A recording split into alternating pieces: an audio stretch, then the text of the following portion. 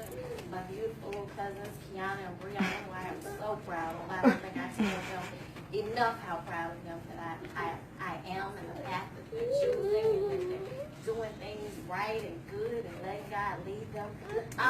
What I want to talk to you about is just a little bit different. So I don't want you to walk away and say you didn't learn anything about me. So I'll tell you a little bit about my background. As I said, my name is Jae Henderson. My career started in radio. I graduated from the University of Memphis with a degree in broadcast journalism. And I originally wanted to be Claudia Barr. You're going to see me on the news.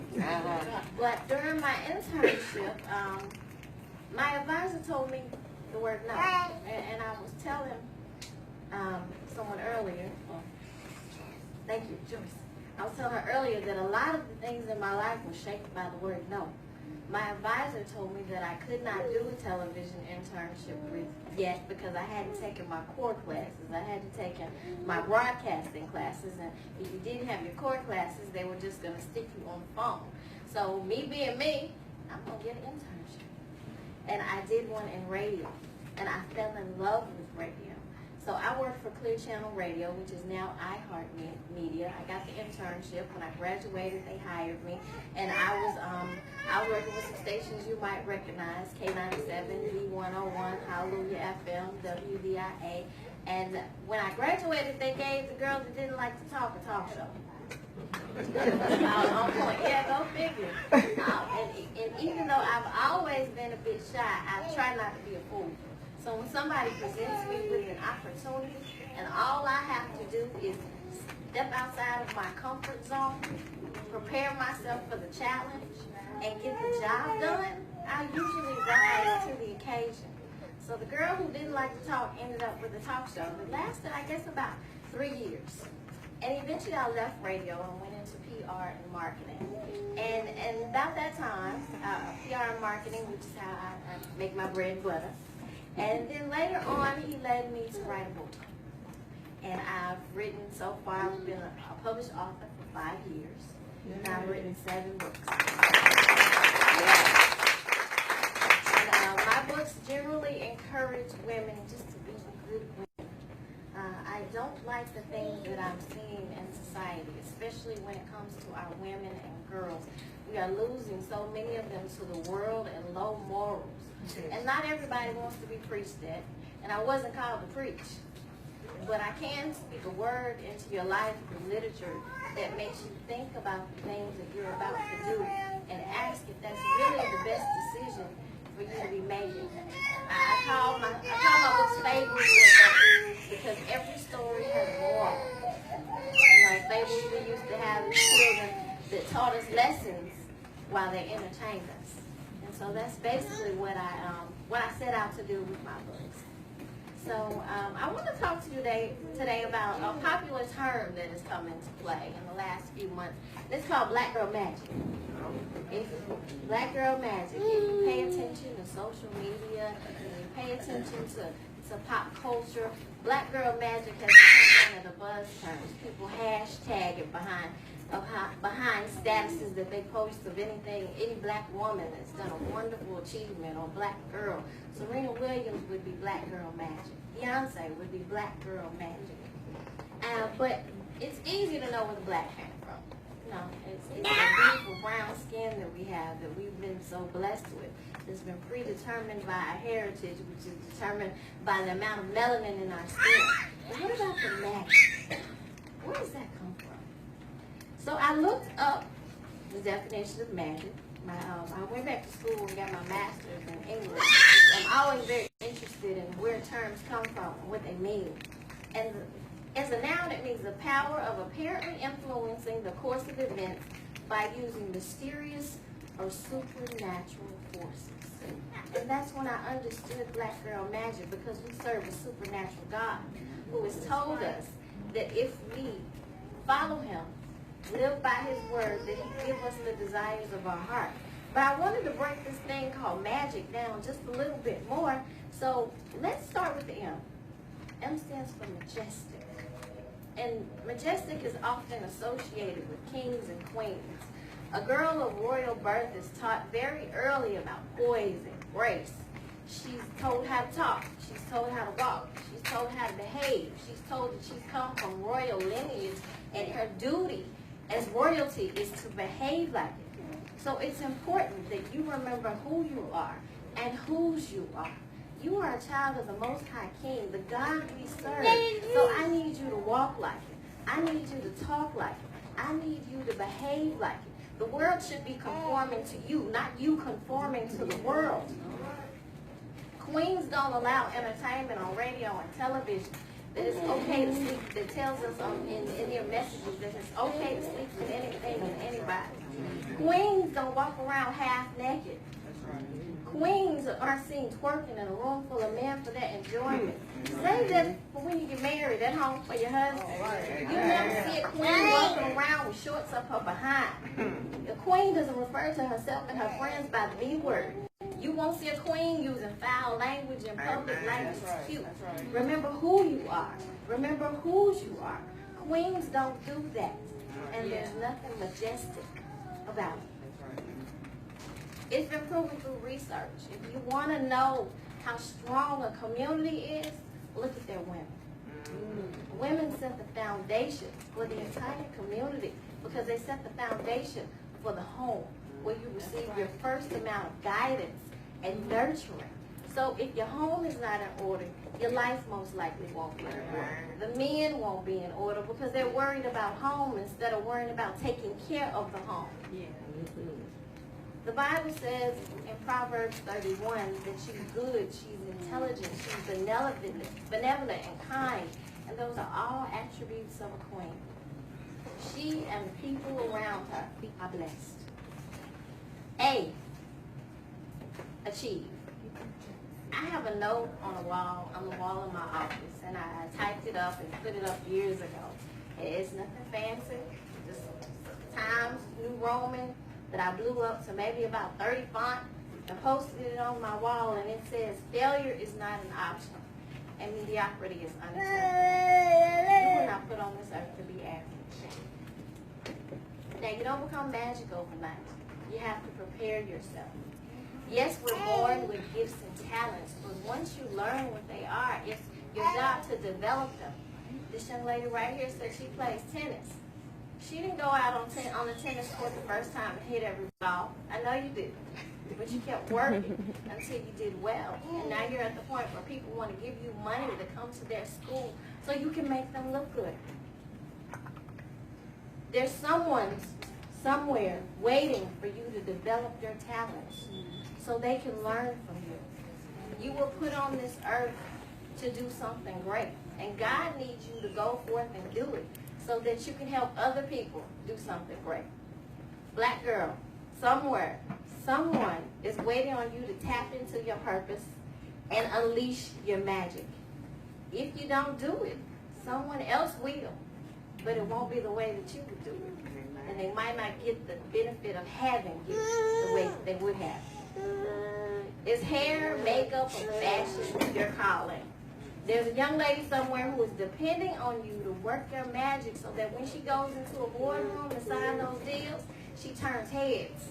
She captures everyone's attention. And once she captures her attention with her look, she can seal the deal with her intelligence, with her great communication skills, with her great ideas. Or maybe you're that CEO.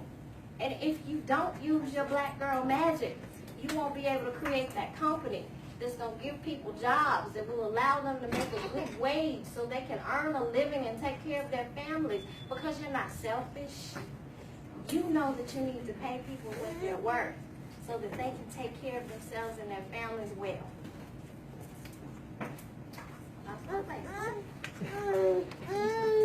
Or perhaps your magic is teaching, and it's your job to sow into young people so that they can go on to do amazing things. Perhaps one of the young people that you're going to influence may find the cure for cancer.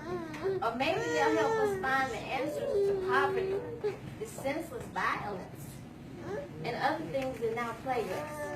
Black girl, I need you to unleash your magic, not only for you, but for the tens of thousands of people whose lives that God put you on here to touch. The world needs you. So because God put me on this earth to write a book that encourages women to be good women, because he told me to speak a word into a woman's life and tell her she has value, and if she gains the proper foundation for her dreams through education, develops a plan, and works hard, she can do anything that she wants to do, anything that she dares to dream. Because he told me that I need to write resumes to help people land jobs so that they can make a good living and feel better about themselves. I can't stop. I won't quit. If I don't do it, someone might not be able to walk into their destiny.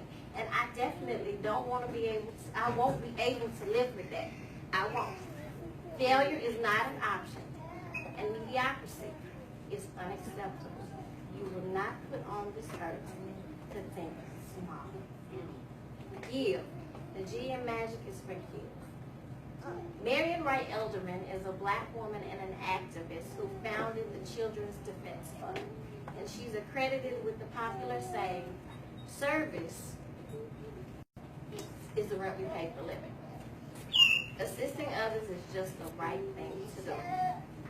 But what I've learned through this life is that when you give, it comes back to you. Even on your jobs, you're giving.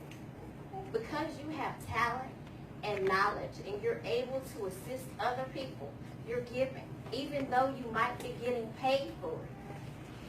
But we can't stop the things that we get paid to do. We've also got to do the things that are just the right thing to do. Volunteer your time and your talents to help others. Help the less fortunate, because it is truly only by the grace of God that we each have basic human things that we need, like food, clothing, and shelter. It could be you. But thank God it's not. And don't look down on other people who may be in that situation, and use your gifts, talents, and resources to help them. The I is for ingenuity. Don't be afraid to dream big. The world doesn't benefit from you thinking small or hiding your ideas. If you're in school, sit in the front of the class. Ask questions. Participate in class discussions. Make sure that you know that people know you're in the room. Get good grades. And if you can't get good grades, try your best. Because I tell people there's really the biggest difference between an A student and a C student is the A student just tries harder. Yeah. In most cases, they're not any smarter. They just try a little bit harder. So exert yourself a little bit more. Because what I've realized in life is that when you do the right thing and when you're a good person, people recognize you. I've been blessed so many times just by people who remembered me because of the way that I behaved myself. Yeah. In college, I did an internship with the Times Jordan Morning Show. My uncle sold me a car, and he had a Bronco too, because my little raggedy Topaz, I had my first car was an 85 Topaz. It was no way it was going to take me from Memphis to Dallas, where the Times Jordan Morning Show was based. And I come from a family where they expected to earn it, so they weren't going to give me a car. He sold it to me for like $500, so yeah. And so I paid him in increments. I got my car, I packed my stuff up, and I went to Dallas. And I interned for maybe about a month. Internship was done, come back to school. I actually had graduated, and I got a phone call from a lady from the show. And this was the year that they were implementing the Times Jordan Fantastic Voyage. And she remembered me and said, we need volunteers for the cruise. Would you like to go? You don't have to pay for anything. They paid for my flight to get to where the boat was docking from. The entire time I was on the cruise, I didn't have to pay for food. I didn't have to pay for the cruise, but I did have to work. I was on the entertainment team, and I worked. But if you ever pay attention to the show, there are celebrities all up and through the ship. And I was almost in awe of where I was and what I was doing. And just because someone remembered me, I was given that opportunity not one time, but 3 times. So young people, God is able to elevate you to superstar status. Right now, be the president of a club. Be the top cheerleader. If you're on a team, be the best, if not one of the best people on the team. And don't worry about what other people have to say. about you. They might say you think you're all that, you think you're cute, you think you're better than anybody else, but guess what? You might be. And at the end of the day, when God elevates you to where you're supposed to be, I guarantee you those people won't be anywhere around and nothing they have to say will matter. And even when you get there, people are going to be talking about you. God will put you in a room where people wonder how a little black girl from North Memphis, South Memphis, Fraser, Orange Mound got there. But you're there. And that's what matters. C. Let's move on to C. C stands for crew. It's important that you surround yourself with the proper people. Your crew involves your family, your mentors, and your friends. Stop hanging with people who don't speak a word of encouragement into your life. Stop spending time with individuals who choose the wrong thing instead of the right thing. Stop messing with boys who don't care about your future and they only want to know what they can get from you and how soon they can get it. Choose a crew with like-minded goals and values, and a crew that sees the value of studying and getting good grades. A crew that sees the value of hard work and elevation. A crew that refuses to be average because they plan on accomplishing above average things. They have big places to go.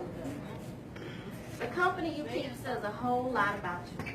I don't care how long you've known her, how sweet she is. If she's not a positive influence in your life, let her go. If all she does is complain and takes no steps to improve the situations in her own life, let her go.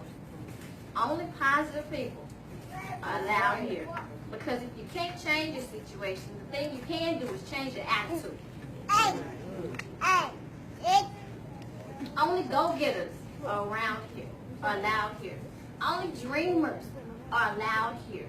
Only people who acknowledge the greatness of God and know how to tap into it and live in their destiny and experience His best are allowed here. Magic, majestic, achieve, ingenuity, and crew. Those are the ingredients in my recipe for Black Girl Magic. So before I sit down, I'm going to leave you with one question. Black girl, what's your magic looking like? All right.